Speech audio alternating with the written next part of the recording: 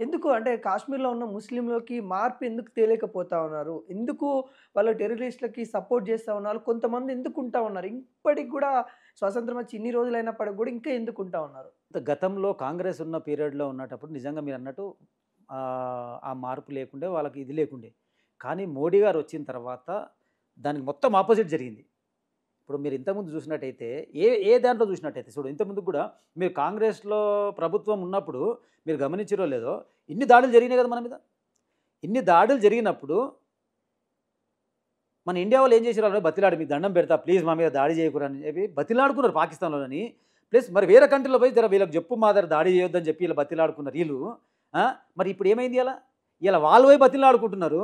మరి ఇంకోటి అప్పుడు కూడా వీళ్ళు మేము న్యూక్లియర్ దాడి చేస్తాం, న్యూక్లియర్ దాడి చేయడం అంటే అంత ఈజీయా? హ్మ్. వీళ్ళేదో భయపెట్టిస్తారు. కానీ వీళ్ళు నటించిర్రు వీళ్ళంతా. ఎవరు? కాంగ్రెస్ వాళ్ళు ఏందనంటే మేము మీ ఎంట ఉన్నట్టు నటించిర్రు. కానీ వాస్తవానికి వీళ్ళందరూ వాళ్ళతోనే ఉన్నారు. ఇయాల మరి ఎందుకు మరి వాళ్ళు అదే మాట చెప్తున్నారు కదా! మేము న్యూక్లియర్ వెపన్ రిలీజ్ చేస్తాం. చేసుకో నీకు శాతనైతే చెయ్యి మరి. హ్మ్. కానీ మరి ఇయాల ఏంది ఇయాల పోయి బిచ్చమడుగుతారు. అందరి వైపు కాళ్ళు మొక్కుతున్నారు మమ్మల్ని కాపాడు అయితే అదే విధంగా కాశ్మీర్ ప్రజలకు అప్పటి నమ్మకం లేకుండే. ఏమని? అరేనేమో ఇండియాలో కలిపితే మాకు ఏమైతది వీళ్ళందరూ చేస్తారు. కానీ ఇప్పుడు మోడీ గారు ఉన్నారు. మోడీ గారు వాళ్ళకి సపోర్ట్ ఇస్తున్నారు కాబట్టి వాళ్ళకి ఆ ధైర్యం వచ్చింది. ఎందుకు? యెస్ మోడీ అంటే ఇయాల పాకిస్తాన్ గతి ఏమున్నది బిచ్చం అడుకుంటుర్రు. ఒక్కొక్కళ్ళు పిండి కొట్టుకొచ్చేస్తుర్రు. ఇంట్లో ఎవరింట్లో దొంగతనం చేస్తుర్రు.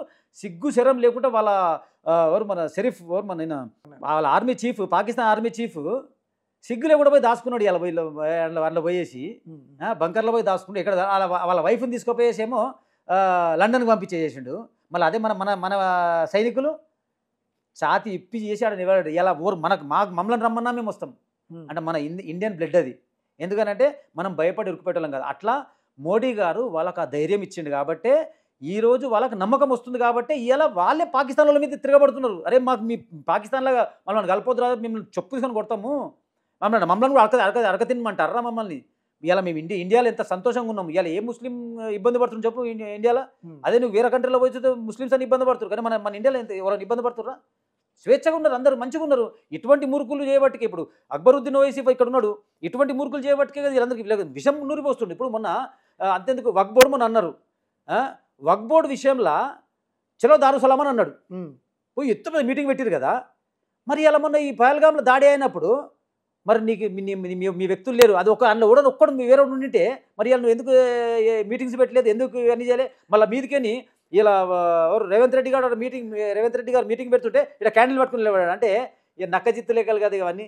భారత్ మాతకి జై అని గూడా అంటున్నారు గదా! భారత్ మాతకి జై అనుకుంటా. నిన్న గూడా ముర్తాబాద్ పాకిస్తాన్ ముర్తాబాద్ అనే నినాదాలు గూడా చాలా చేస్తా ఉన్నారు గదా! వాళ్ళకి వ్యతిరేకంగానే భావజాలాలైతే చూపిస్తా ఉన్నారు గదా! అది పవర్ ఆఫ్ మోడీ. అంటే ఇలా భారతదేశం అంటే ఏందనేది వీళ్ళకి చెప్తున్నారనమాట. సో ఇన్ని రోజులు మరి జై హింద్ అనమంటే అనలేదు. భారత్ మాతాకి జై అంటే అనలేదు. ఆ! అరే అసలు ఈ జనగణమన అనేది వాడిండా? హ్మ్. వాడిండా ఎప్పుడన్నా? ఇలా దీనికి అంతా కారణం ఎవరు? మోడీయే కదా! అంటే వీళ్ళకు ఇయాల వీళ్ళని కూడా అంటే రక్షించబడేది ఎవరు రక్షిస్తున్నారు? మోడీయే కదా! హ్మ్. అంటే ఈయన ఇప్పుడు జనరల్‌గా ఏమనంటే ఇమ్మీడియేట్ వార్ చేసేయాలని అంటారు.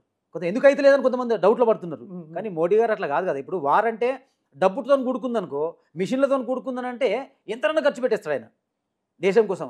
కానీ వార్ అంటే డబ్బే కాదు కదా! ఒక ప్రాణాలు గూడా. మనిషి ప్రాణాలు కూడా కదా! హ్మ్. అంటే ఒక ప్రాణానికి విలువ తెలుసు కాబట్టి ఆయన ఆలోచిస్తున్నాడు. సమయం సందర్భం వస్తే అయినా కూడా ఆడ పోయి నిలబడి ఫైట్ చేయడానికి రెడీ ఉన్నాడు ఆయన. హ్మ్. అటువంటి వ్యక్తి. కానీ వీళ్ళ పాకిస్తాన్ ఆర్మీ చీఫ్ లెక్క కాదు కదా!